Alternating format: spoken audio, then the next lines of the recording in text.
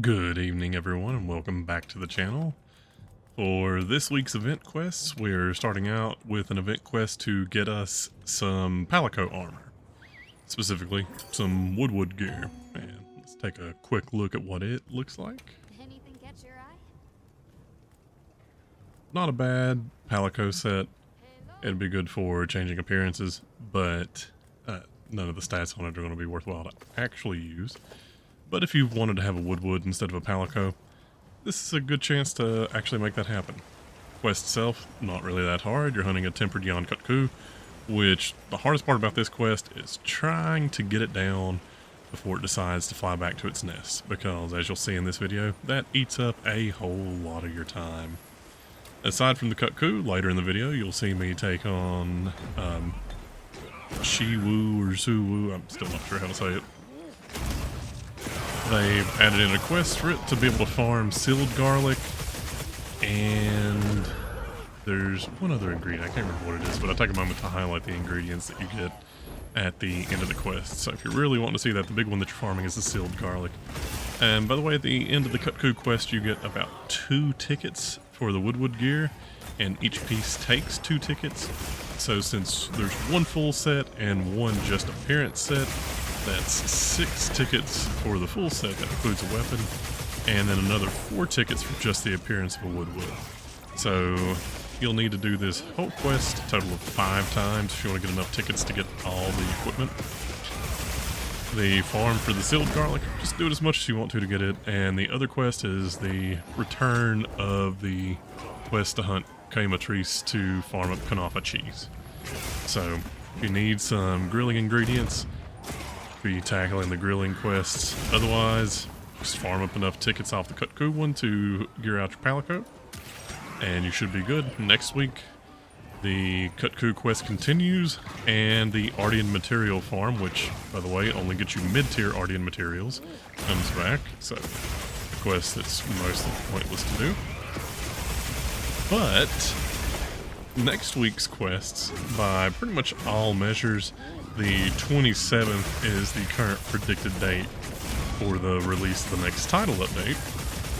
So since we're looking at title update 2 probably coming out the 27th, which would be next Friday, not this coming Friday, that would mean you'll end up also having Legia Cruise drop in the middle of that week, so it wouldn't really make a whole lot of sense to have anything really interesting new come out that week. But interestingly, the week of the 1st, so not next week's event quests, but the week after, the event quest to fight Arc-Tempered Ray Dow is coming back.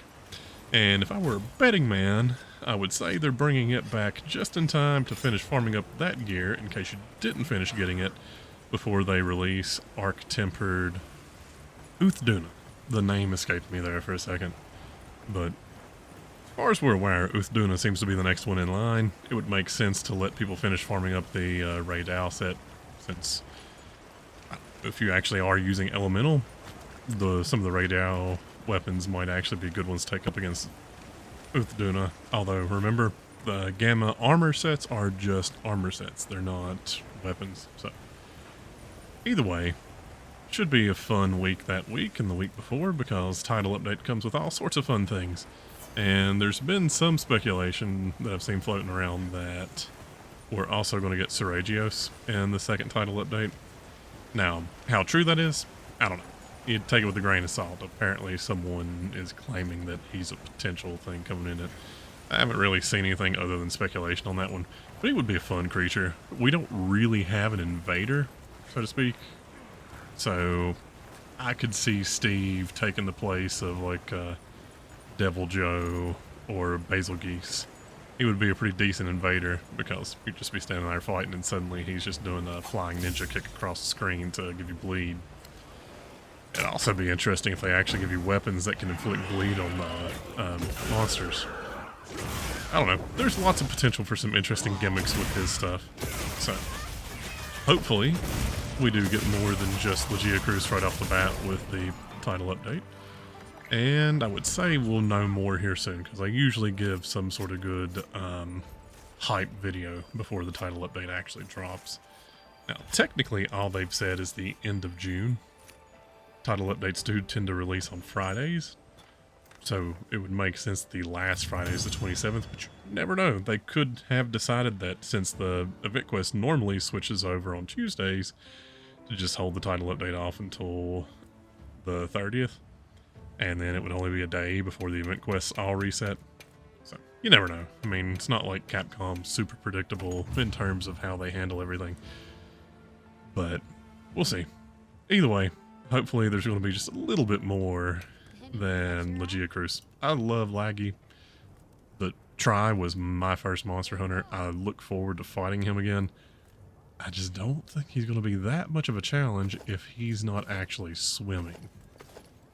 Because the few games we've had him in outside of Try and Ivory Legia Cruz aren't exactly a challenge. He's a cool creature, don't get me wrong, but I don't think it's going to be the fight that people think it is. I think there's a lot of nostalgia baiting going on, a lot of people remembering Try, because, okay, if you weren't old enough to really remember the Wii at that point in time, Monster Hunter Try had a really cool packaging for the game. It was one of the big appeals to actually draw people in for the first time, where you could get the game and get an extra controller bundled together for a pretty reasonable price. So it was actually a decent way to get you an extra controller for your Wii and get a game all at the same time. Turned out to be a really fun game that set me on a lifelong path of enjoying Monster Hunter, but that pulled a whole bunch of people in. Thanks to that, there's a lot of people that have a lot of nostalgia associated with Legia Cruz. But they tend to forget that as much as underwater combat was hated, Legia Cruz is a favorite in a game where the underwater combat, like, he was what was actually sort of highlighting the potential of underwater combat. I'm actually one of the people that still think they could do it well if they decided to really give it another swing. But there's a few things they'd have to do. I think modern controls would actually lend a little bit better to underwater than what they did at that point in time. I think they would just have to really tighten the combat up a little bit. None of the weapons are really designed to be fought in 3D dimensions other than the insect glaive. But I mean, that brings up the question, something like the insect glaive, what would it do? Would it just swirl you through the water a lot faster than it does, like the jump actually propel you? Which, I mean, I guess that would be kind of a cool way to do it. But they would almost have to come up with completely separate movesets that dealt with the fluidity of being underwater and do it in a way, like, they tried to do that at the time, but let's just be blunt. The controls and the capabilities of the system were nowhere near what was needed to actually make underwater combat work well. But they've also expressed zero interest in revamping underwater combat. Now, all that ranting aside, I think he'll be fun. I don't think he's going to be some massive deal that people think he is. But until they actually start releasing some truly hardcore in-game style monsters like a Siege Quest or an Elder Dragon or something like that, I really don't think anything they release up until that point is actually going to live up to the hype.